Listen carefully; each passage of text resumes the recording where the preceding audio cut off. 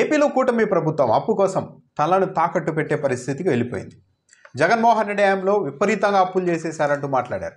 RBI ద్వారా పరిధిలోనే FRBM పరిధిలోనే అప్పులు చేసినప్పటికీ కూడా 10 లక్షల కోట్లు 15 లక్షల కోట్లు అంటూ ప్రచారం చేశారు. కానీ అదంతా పూర్తి అవాస్తవమని అధికారంలోకి వచ్చిన తర్వాత అసెంబ్లీ వేదికగా తెలుగుదేశం పార్టీకి సంబంధించిన మంత్రి పయ్యావుల కేశవే అంగీకరించాల్సి వచ్చింది. జగన్మోహన్ రెడ్డి హయాంలో రాష్ట్రం శ్రీలంక అవుతోంది, జింబాబ్వే అవుతోందని మాట్లాడిన తెలుగుదేశం పార్టీ ప్రభుత్వ పెద్దలు ఇప్పుడు అప్పు కోసం ఏ స్థాయిలో ఎలాంటి కండిషన్లనైనా అంగీకరించేందుకు చాలా సిద్ధంగా ఉన్నారు. 9,000 కోట్ల రూపాయల అప్పు కోసం రాష్ట్ర ప్రభుత్వం ఎలాంటి కండిషన్లను అంగీకరించింది అన్నదానిపైన మాజీ ఆర్థిక మంత్రి బుగ్గన రాజేంద్రనాథ్ రెడ్డి మీడియా సమావేశం ఏర్పాటు చేసి ఒక అత్యంత కీలకమైన దిగ్భ్రాంతి కలిగించే అంశం చెప్పేశారు. అంటే రాష్ట్ర ప్రభుత్వానికి ఇప్పుడు ఎక్కడా కూడా అప్పులు పుట్టడం లేదు. ఆర్బీఐ దగ్గర ఎఫ్ఆర్బిఎం లిమిట్కు దాదాపు మించేసి మరి ఇప్పటికే అప్పులు తెచ్చేశారు.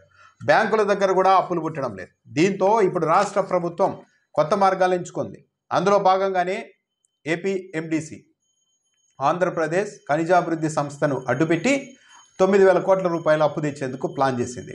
మొత్తం ఆదాయాన్నంతా ఏపీ ఎండిసికి సంబంధించిన ఆదాయాన్ని మొత్తం తాకట్టు పెట్టి మరీ ఈ అప్పు తెస్తూ ఉన్నారు. ఈ అప్పుల కోసం రాష్ట్ర ప్రభుత్వం ఎలాంటి కండిషన్లు ఒప్పుకుంది అన్నవి చూస్తేనే చాలా దిగ్భ్రాంతి కలిగిస్తుంది. నిజానికి ఏపీ ఎండిసికి 9,000 కోట్ల రూపాయల డబ్బు అవసరమే లేదు. ఎందుకంటే అక్కడ సాధారణంగా ఏపీ ఎండిసి జస్ట్ ఎక్కడైనా ఒక ఖనిజాన్ని వెలికి తీయాలంటే టెండర్లు పిలిచి ప్రైవేట్ సంస్థలకు అప్పగిస్తూ ఉంటుంది. అవుట్సోర్సింగ్ మీదనే పనులు కూడా చేయించుకుంటూ ఉంటుంది. అలాంటి సంస్థకు 9,000 కోట్ల రూపాయల పెట్టుబడి వేయడానికి అవసరమే లేదు. అయినా కూడా తెస్తున్నారు. ఎందుకు తెస్తూ ఉన్నారంటే ఏపీ ఎండిసిని చూపెట్టి దాని ద్వారా తెచ్చే డబ్బును ఇతర పనులకు ఇతర ప్రయోజనాలకు వాడుకోవాలి అన్నది పక్కా ప్లాన్ అన్నది చాలా క్లియర్గానే అర్థమవుతోంది. ఈ 9,000 కోట్ల రూపాయలని బాండ్ల ద్వారా సేకరిస్తున్నారు. అంటే ప్రైవేట్ వ్యక్తులు ప్రైవేట్ సంస్థల నుంచి అప్పు రూపంలో తీసుకునేందుకు సిద్ధమయ్యారు.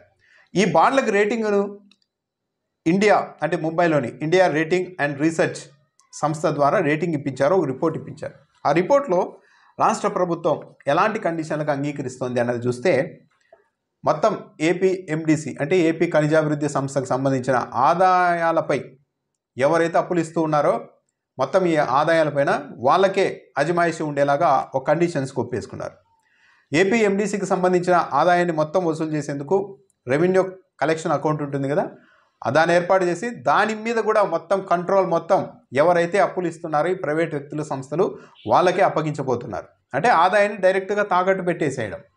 అన్నింటికీ మించి డిఎస్ఆర్ఏ అకౌంట్, ఇదేంటంటే డెట్ సర్వీస్ రిజర్వ్ అకౌంట్, డిఎస్ఆర్ఏ. దీని సాధారణంగా ఏంటి ఉద్దేశం అంటే అప్పు తీసుకున్న వ్యక్తుల మీద అపనమ్మకం ఉన్నప్పుడు, ఈ అప్పు తీసుకున్న వ్యక్తి సకాలంలో అప్పు చెల్లిస్తారో లేదో అన్న డౌట్ ఉన్నప్పుడు, ఆ నమ్మకం లేనప్పుడు ఈ అకౌంట్లో ఏర్పాటు చేసి ఒక 6 నెలలకు చెల్లించాల్సిన మొత్తాన్ని ముందే అందులో ఉంచేందుకు ఈ అకౌంట్ పెడతారు. అంటే నెలకు 100 కోట్ల రూపాయలు చెల్లించాల్సి ఉంటే 600 కోట్లు ముందే అందులో డిపాజిట్ చేసి పెట్టిండాలి. అంటే 600 కోట్ల రూపాయలు 6 నెలలకు సంబంధించి డిపాజిట్ చేసి ఉండాలి. ఈ అకౌంట్ మీద కూడా అజమాయిషి ఎవరికి ఉంటుందో తెలుసు. డిఎస్ఆర్ఏ అకౌంట్తో పాటు ఏర్పాటు చేయడంతో పాటు ఇక్కడ ఇంకో కీలకమైన షరతుకు కూడా రాష్ట్ర ప్రభుత్వం సరెండర్ అయిపోయింది. నిజానికి మన రాష్ట్ర ప్రభుత్వ ఇమేజ్ ఈ స్థాయిలో డౌన్లో ఉందా, అంత నమ్మకం లేదా అన్న అభిప్రాయానికి అయితే ఇక్కడ అవకాశం ఇస్తుంది. ఒకవేళ ఈ 6 నెలలకు సంబంధించిన ఫండ్ను ముందే రిజర్వ్ చేసి ఉంచాల్సిన ఈ అకౌంట్లో, డిపాజిట్ చేయాల్సిన ఈ అకౌంట్లో ఒకవేళ ఆ 6 నెలలకు సంబంధించిన డబ్బును ఏపీ ఎండిసి ఉంచలేకపోతే అప్పుడు ఏం చేయాలి అన్నదానికి కూడా రాష్ట్ర ప్రభుత్వం ఈ అప్పులు ఇస్తున్న ప్రైవేట్ వ్యక్తులకు సంస్థలకు అనుకూలంగా ఒక కండిషన్ కూడా ఒప్పుకుంది.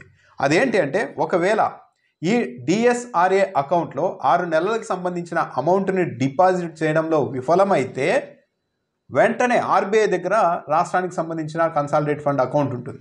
అంటే మొత్తం హెడ్ అకౌంట్ రాష్ట్రానికి రాష్ట్ర ప్రభుత్వానికి సంబంధించిన అకౌంట్.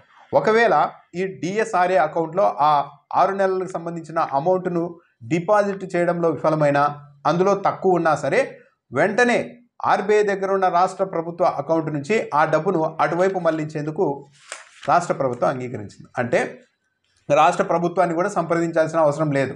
ఆర్బీఐ దగ్గర ఉన్న రాష్ట్ర ప్రభుత్వ అకౌంట్ నుండి ఆ డబ్బును అటువైపే ఈ ప్రైవేట్ సంస్థలకు వ్యక్తులకు అప్పులు ఇచ్చిన వ్యక్తులకు మళ్లించేసుకోవచ్చు అన్నమాట. అంటే ఇక ఎక్కడ కంట్రోల్ లేదు ఈ అప్పు మీద.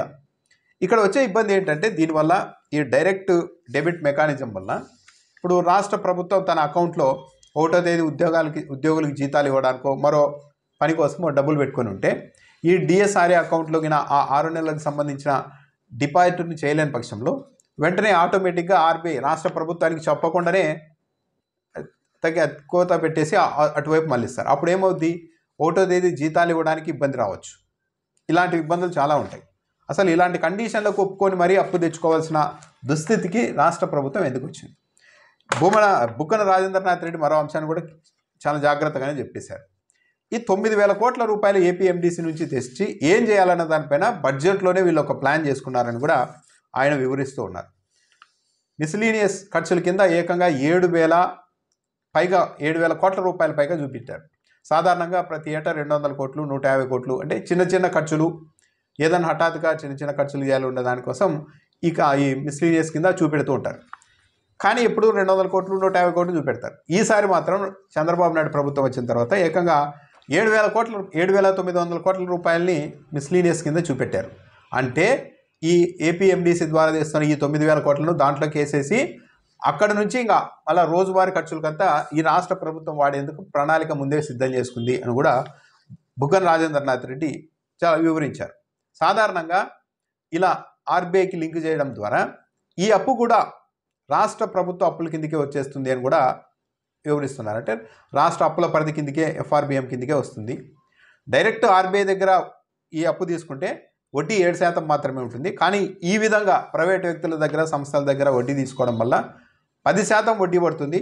దానికి తోడు ఈ బ్రోకరేజెస్ ఖర్చులు కూడా రాష్ట్ర ప్రభుత్వమే భరించాల్సి ఉంటుంది అని కూడా ఆయన వివరించారు. అంటే డైరెక్ట్గా ప్రైవేట్ వ్యక్తుల దగ్గర సంస్థల దగ్గర అప్పులు తీసుకొని ఆ అప్పుల వసూళ్లకు ఇంకేం రాష్ట్ర ప్రభుత్వాన్ని కూడా సంప్రదించాల్సిన అవసరం లేకుండా డైరెక్ట్గా ఏపీఎండీసీ ఆదాయాన్ని తాకట్టు పెట్టేసి డిఎస్ఆర్ఏ అకౌంట్లో ఒకవేళ డబ్బులు తక్కువగా ఉంటే నేరుగా రాష్ట్ర ప్రభుత్వ అకౌంట్ నుండి ఆర్బీఐఏ అటువైపు మళ్లించేలా ఏర్పాటు చేసుకొని ఇన్ని కండిషన్లకు ఒప్పుకొని అప్పు తెచ్చుకుంటున్నారు. ఇంతవరకు రాష్ట్ర చరిత్రలో ఎప్పుడూ కూడా ఇలాంటి కండిషన్లతో అప్పు తేలేదు.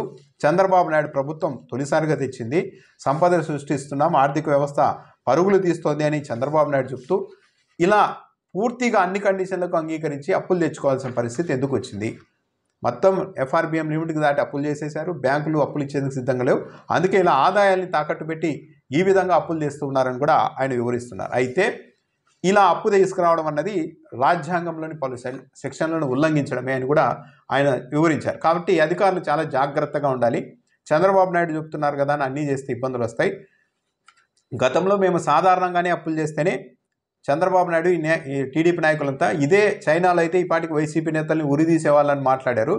ఇప్పుడు చంద్రబాబు నాయుడు ఏకంగా రాష్ట్ర చరిత్రలో ఎన్నడూ లేని విధంగా ఒక అప్పు కోసం అంగీకరించకూడని కండిషన్లన్నీ అంగీకరించి 9,000 కోట్ల రూపాయలు అప్పు తెచ్చేందుకు సిద్ధమవుతున్నారు. అధికారులు కూడా దీనికి సహకరిస్తే ఇబ్బందులు వస్తాయి. ఇది చట్ట విరుద్ధం. కాబట్టి జాగ్రత్తగా ఉండండి అని కూడా బుగ్గన రాజేంద్రనాథ్ రెడ్డి చెప్తున్నారు. అంటే రాష్ట్ర ప్రభుత్వానికి ప్రస్తుతం ఆర్బీఐ దగ్గర కూడా అప్పులు చేసేశారు. బ్యాంకులు కూడా అప్పులు ఇచ్చే ప్రసక్తి కనిపించడం లేదు. ప్రైవేటు వ్యక్తులు సంస్థలు అది రేటింగ్కి సంబంధించి రిపోర్ట్ ఇచ్చిన సంస్థ కూడా అంతంత మాత్రంగానే ఉంది ఇక్కడ పరిస్థితి, ఆర్థిక పరిస్థితి అని కూడా చెప్పిందని కూడా బుగ్గన రాజేంద్రనాథ్ రెడ్డి చెప్తున్నారు. సో ఇలాంటి పరిస్థితుల్లో అప్పులు ఇవ్వడానికి ప్రైవేట్ సంస్థలు, వ్యక్తులు, బ్యాంకులు ఎవరు ముందుకు వచ్చే పరిస్థితి లేకపోవడంతో ఇక వాళ్ళని నమ్మించి మా అప్పును మీరు తిరిగి ఎలా చెల్లిస్తారు అన్న ప్రశ్నలకు సమాధానంలో భాగంగా ఇగో ఈ ఆదాయాలన్నీ మీరే తీసేసుకోవచ్చు. ఒకవేళ మేము సకాలంలో డిపాజిట్ చేయకపోతే ఆర్బీఐ దగ్గర మా రాష్ట్ర ప్రభుత్వానికి సంబంధించిన ఆ అకౌంట్ నుంచే లాగేసుకోవచ్చు. మాకు చెప్పాల్సిన అవసరం కూడా లేదు. మీరు అప్పిస్తే చాలు ప్రస్తుతానికి అన్నట్టుగా ఇలాంటి కండిషన్లకు రాష్ట్ర ప్రభుత్వం అంగీకరించింది. ఇక మునుముందు ఇప్పుడే ఇలా ఉంటే 10 నెలలకే ఇక మునుముందు ఎలాంటి పనులు చేస్తారో మరి చూడాలి.